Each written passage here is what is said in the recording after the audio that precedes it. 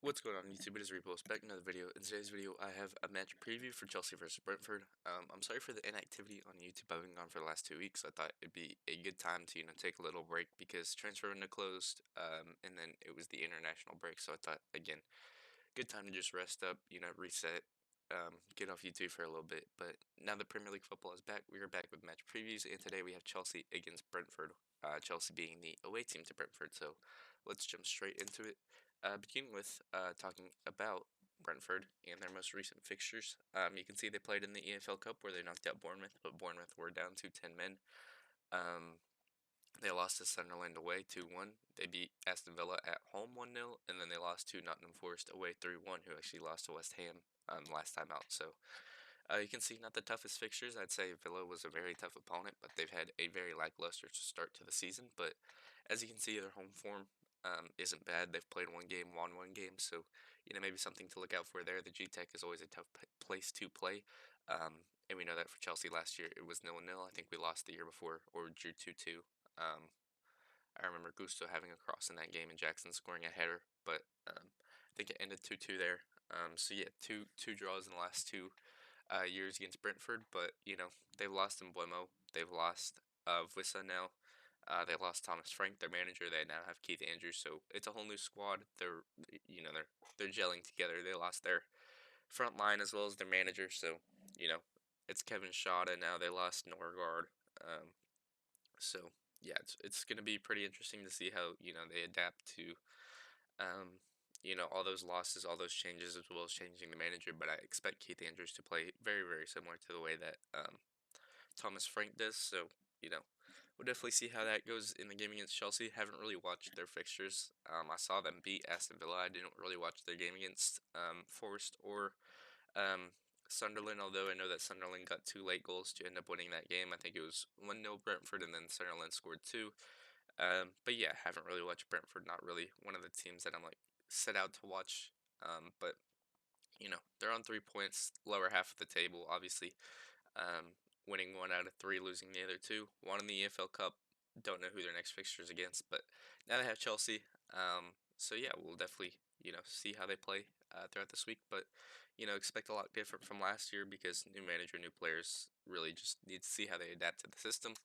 Um, if we go to Chelsea's recent fixtures, we should know this. Haven't played in the EFL Cup. Obviously, top 10 in the league or top 7 in the league. Excuse me. Who got European football, so we don't have to um, play in any EFL Cup second round. We do play in the third round against Lincoln Red Imps, I believe in 2 weeks, midweek. But you can see our Premier League form right there. Drew to Crystal Palace, beat West Ham 5-1, beat Fulham 2-0. Controversial game, but I think it was um, a rightful penalty. I don't know about the disallowed goal, but you can see that it does disrupt play, so I can understand why VAR did bring it back. West Ham 5-1. West Ham went up 1-0 with a Paqueta goal. We scored five right after that, three of them being from corners. And then Crystal Palace, Chelsea 0-0. Definitely had a chance to win that game if Andre or Esteval could finish their dinner. They just didn't. But um, two wins, a draw, 7 points. Only team to be on 7 points in the league right now, which has a second 1 point clear of Arsenal, 4 points clear of City, 2 points behind Liverpool, who are the only team to be or not undefeated.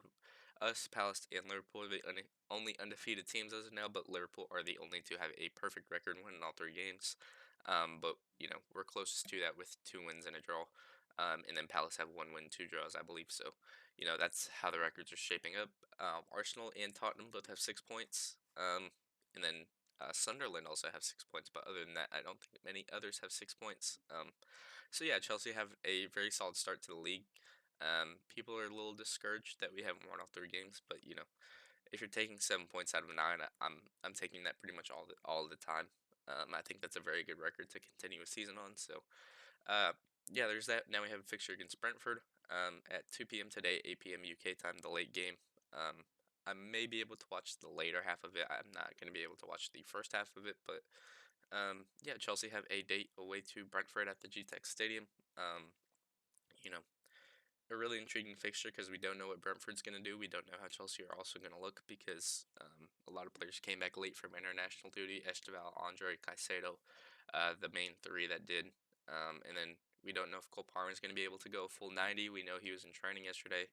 Um, we also don't know about Reece James, if Maresca's going to want to rest him or not because of the amount that Tuchel played him during the international break, or Cucurella, the same reason he played a lot for Spain over the international break. We do have Hato now, so maybe he plays, maybe Gusto plays. See something along those lines. And, you know, we'll just take you to my lineup right now and show you what I think is going to happen. Um, for the goalkeeper, I put Rob Sanchez. I think, deserved number one. We have what you can see right here, 2 clean sheets in 3 games to start the season, and then it was a wonder goal from West Ham that got their goal. If not, it could have been 3 clean sheets in 3 games. But maybe we get 3 and 4 today. But Rob Sanchez has been tremendous to start the season. Hasn't really made any mistakes. Maybe a blunder here and there, but other than that, I don't think he's been too bad in any game. I think he's been quite good. So you know, definitely deserves to be our starting goalkeeper, especially with the options we have at hand.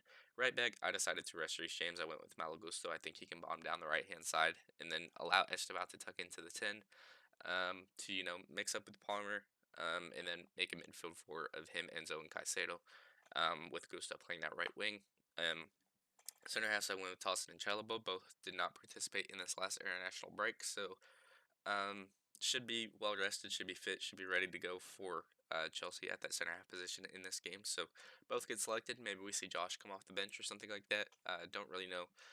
At left back, I decided to rest Cucurella as well, so I decided to rest both our fullbacks in Cucurella and Reece James. I don't think Maresca will do that, to be honest. I think he'll rest, one or the other. If Cucurella gets rested, then Reece James plays. If Reece James gets rested, then Cucurella plays, and I do expect it to be that. I do expect Reece James to be rested and then Cucurella to play, but I decided to rest both because of the amount of minutes they played and the fact that we do have Yoel Hato in.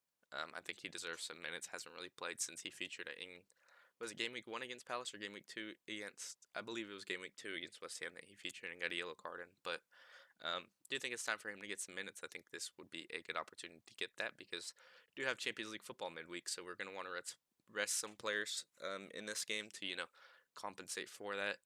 But, the midfield triangle, I went with the usual Enzo, Caicedo, and Palmer. I do want to rest Caicedo a little bit. Enzo, I'm not too worried about because he didn't have to go to international duty for Argentina. He was red carded, so he wouldn't have been able to play um, in either of the 2 games that Argentina had. So they decided to stay there at Cobham, train, be ready for club football. Caicedo got a yellow card and I believe, or red card, excuse me, in the second game, so he's going to be gone from the first game of World Cup qualifiers next international break. But um, yeah, I would like to see him get rested, and then put Andre in at the, that 6. I know Maresca said that he could play that, so hopefully, there's some Caicedo plays a half, Andre plays a half, and there's that. Palmer back in training. Would like to see him get subbed out, maybe for Buonanotte sometime in the game, just so you don't overwork his legs, because I mean he is coming straight back from injury. We don't know how long he's been training or anything like that, but uh, yeah, really excited to see him back. Hopefully he bags his first goal of the season today. But yeah, we'll definitely look out for his performance because I do fully expect him to play. Um, Pedro Neto on that left wing, I think deserved. He's been playing tremendously since the Club World Cup began. Has a goal, I believe has an assist, may not, but I do think he does. But yeah, just been tremendous, and I think he follows his form into this game, and I do think he's someone that bags a goal today. And then João Pedro up top because we have Mark Yu, we have João Pedro. Delap is injured, so obviously when we have those 2 options, we're gonna go with João Pedro. As much as we can, and I think we can go João Pedro for 60 if the game's done. Then we can put Mark Yu in for the last 30, rest him for Bayern Munich, and then see what that entails. So yeah, let's move on to my score prediction. And this is my Chelsea lineup for today, and this is my Chelsea score prediction for today. I went 3-0. I think Palmer bags a brace, and I think Neto gets a third. And it's wrapped up pretty quickly. I think we score all those by like the 50th minute or so. I think Palmer scores one from a penalty, and then I think he scores one from open play, and then I think Neto also scores one from open play as well to make it 3-0. Um, I think Palmer starts off with a brace, and then Neto makes it 3-0. But that is my score prediction. Very short and sweet video because I do have to rush and get out of here, but I did want to make something for y'all because I am back on YouTube. Expect a little bit more consistent uploads. I just wanted to take a break for a little bit, but now that I am back, if you did enjoy this video, please be sure to like, subscribe, and as always, it's Repulse, and I'm out. Hope you have a good one. Hope you enjoy watching this Chelsea game. I know that Eunice and George Benson are doing something on a shootout, so go watch them over there. 2 very, very great creators, and they definitely do definitely are doing something special for this game as they announced. But if you did enjoy this video, please be sure to like, subscribe. And as always, it's Repulse, and I'm out. Peace.